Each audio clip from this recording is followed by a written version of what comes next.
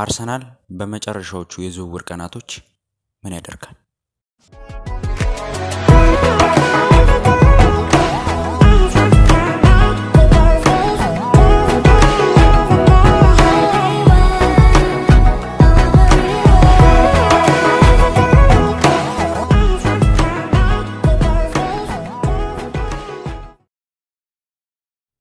ሰላም ተመልካቾቼ እንዴት ናችሁ? ዛሬ ምርጥ የአርሰናል መረጃዎችን ይዤላችሁ መጥቻለሁ።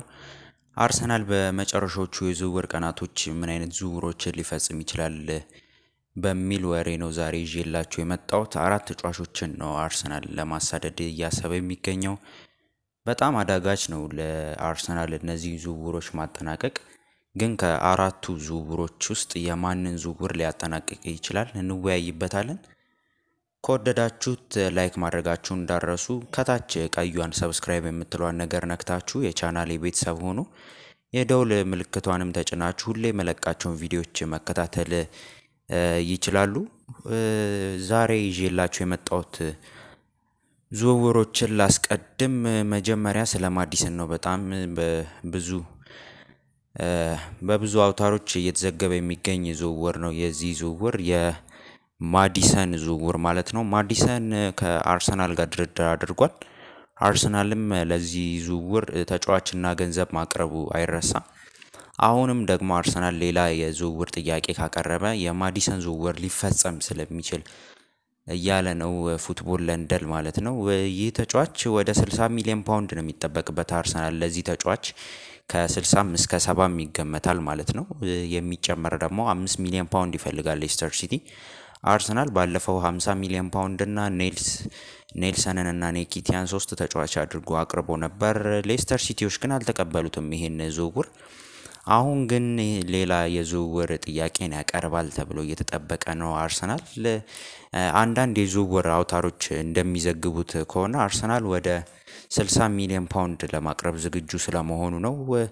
ለዚህ ተጫዋች 60 ሚሊዮን ፓውንድ ካቀረበ ደግሞ ሌስተር ሲቲዎች አይናቸውን አያሹም እየተባለ ይገኛል። የዚህን ተጫዋች ዝውውር ወደ አርሰናል የሚያደርገውን ዝውውር ማለት ነው ሊፈጽሙት ወይም እሺ ሊሉት በሩን ሊከፍቱለት ይችላሉ ለአርሰናል እና ይህ ዝውውር በአርሰናል ቤት በጣም እየተጠበቀ ካለ ዝውውር መካከል ውስጥ አንዱ ነው። ሌላ ደግሞ በዚህ በቅርብ ጊዜያት ውስጥ እየተሰማ ያለ መረጃ አለ።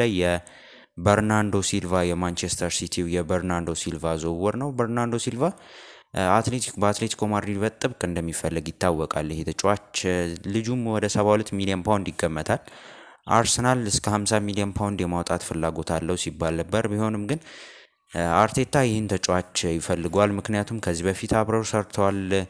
ስለዛ ድርድሩ ቀላል አይሆንለትም። ሲቲም ይህን ተጫዋች መሸጥ ይፈልጋል። ስለዛ በርናንዶ ሲልቫ ከአርሰናል ጋር የሚያደርገውን ድርድር በሚቀጥሉት ጊዜያት ውስጥ የሚጠበቅ ነው።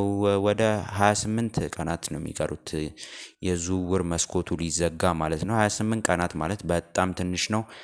አራት የዝውውር ዜናዎችን ነው ዛሬ ይዤላችሁ የመጣሁት። አሪፍ ማለት ነው። የበርናንዶ ዝውውር ግን ትንሽ ከበድ ይልበታል ለአርሰናል 72 ሚሊዮን ፓውንድ ቢሆንም አርሰናሎች ድንገተኛ ዝውውር ወይም በጣም ከባዱን ዝውውር ሊፈጽሙት ይችላሉ የሚል መረጃዎች በብዛት ሲበራከቱ ነበር።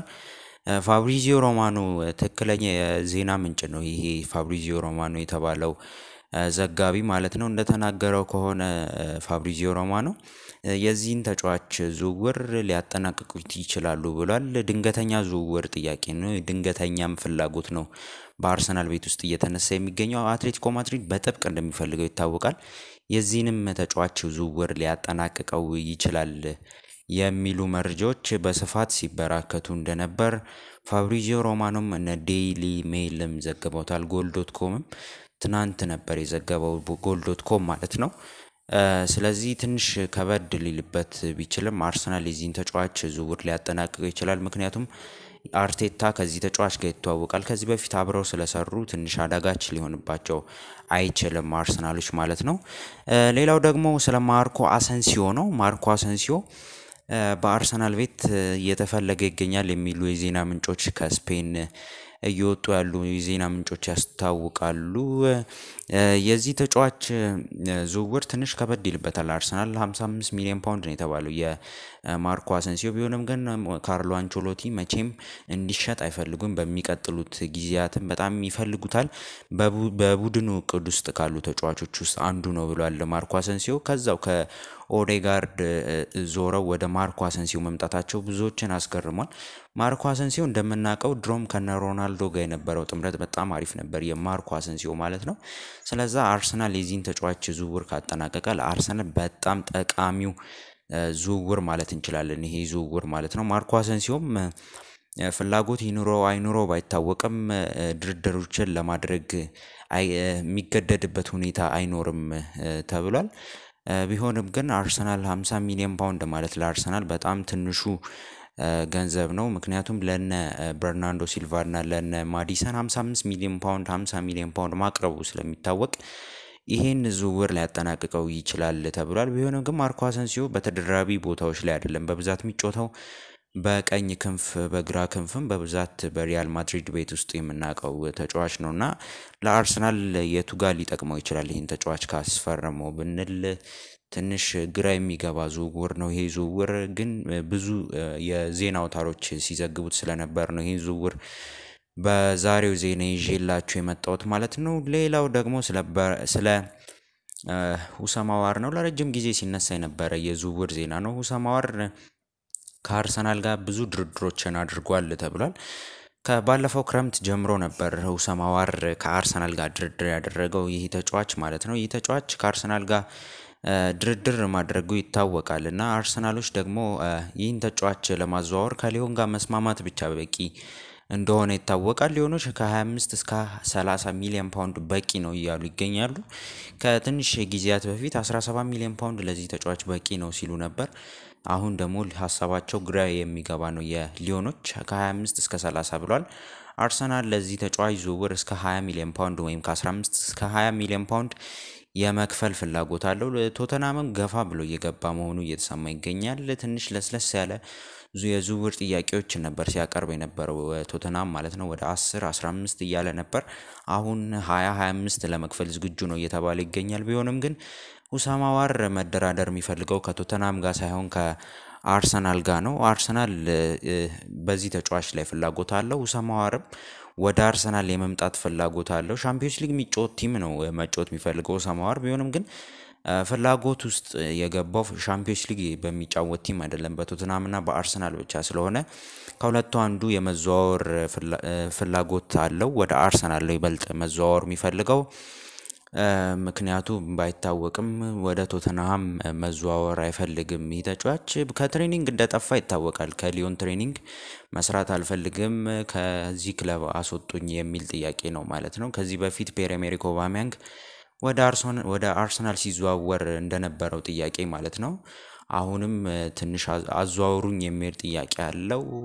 እናም ወደ ልምምድ አልመለስም እናንተ ስታዘዋውሩኝ ነው ወደ ልምምድ የምመለሰው ብሏልና ሁሰም አዋር ትንሽ ለአርሰናል አሪፉ ዜና ነው ከምንለው ዝውውሮች ውስጥ አንዱ ነው። ትንሽም ገንዘቡ ትንሽ ዝቅ ስላለ አርሰናሎች በዚህ ተጫዋች የሚቸገሩ አይመስለኝም። በዚህ ዝውውር ግን እነሱ ማዲሰን እና በርናንዶ ሲልቫ ላይ ፊታቸውን በብዛት ያዞሩ ይመስላል። ቢሆንም ግን ሁሰም አዋር አሁንም ወደ አርሰናል መዘዋወር ይፈልጋል ማለት ነው።